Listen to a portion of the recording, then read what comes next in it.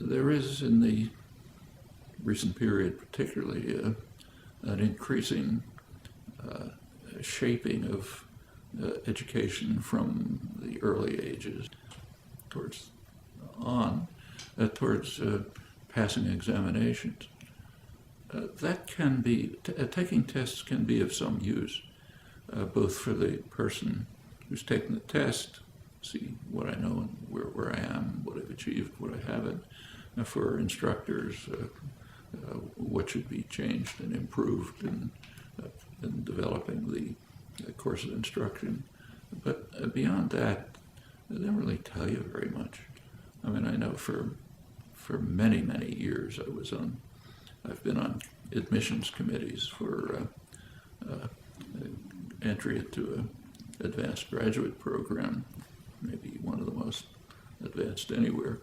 And we, of course, pay some attention to test results, but really not too much. I mean,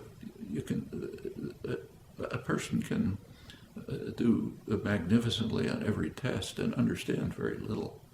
I mean, all of us who've been through schools and colleges and universities are very familiar with this. You can be assigned, you can be in some, say, course that you have no interest in, and there's demand that you pass a test, and you can study hard for the test, and you can ace it, to use the idiom, you do fine. And a couple of weeks later, you forgot what the topic was. I'm sure we've all had that experience. I know I have. It can be a useful device if it contributes to the constructive purposes of education. If it's just a set of hurdles you have to cross, it can turn out to be not only meaningless, but it can divert you away from things you ought to be doing. Actually, I see this regularly when I talk to teachers. Just give you one experience from a couple of weeks ago, but there's plenty like it. I happened to be talking to a group which included many school teachers. One of them was a sixth grade teacher, teaches kids, I guess, 10 or 11 or 11 or 12, something like that. She came up to me afterwards, and I'd been talking about these things, and she told me that of an experience that she had just had in her class. After one of the classes, a little girl came up to her and said she was really interested in something that came up, and she asked how she could the teacher give her some ideas about how to look into it further. And the teacher was compelled to tell her, I'm sorry, but you can't do that. You have to study to pass this national exam that's coming. That's going to determine your future. The teacher didn't say it, but it's going to determine my future, like whether I am rehired and so on. The system is geared to getting the children to pass hurdles, but not to learn and understand and explore. Now, that child would have been better off if she had been allowed to explore what she was interested in, and maybe not do so well in the test about things she wasn't interested in. They'll come along when they fit into her interests and concerns. And so a test, I don't say that tests should be eliminated. They can be a useful educational tool, but ancillary, something that's just helping improve for ourselves, for instructors and others, what we're doing, and tell us where we ought to be moving. But they don't even, passing tests doesn't begin to compare with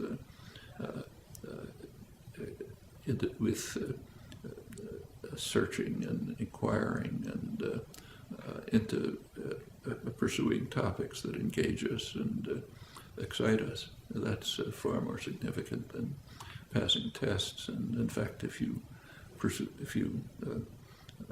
that's the kind of educational career that you're given the opportunity to pursue, you'll remember what you discovered. There's a famous physicist, world-famous physicist, right here at MIT, who, like a lot of the senior faculty, was teaching freshman courses. He once said that in his freshman course, students will ask, what are we going to cover this semester? And his standard answer was, it doesn't matter what we cover. It matters what you discover. And that's right. Teaching ought to be inspiring students to discover on their own, to challenge if they don't agree, to look for alternatives if they think they're better ones, to work through the great achievements of the past and try to master them on their own because they're interested in them. If that's the way teaching is done, students will really gain from it and will not only remember what they studied, but will be able to use it as a basis for going on their own. And again, education is really aimed at just helping students get to the point where they can learn on their own, because that's what you're going to do for your life, not just absorb materials given to you from the outside and repeat it.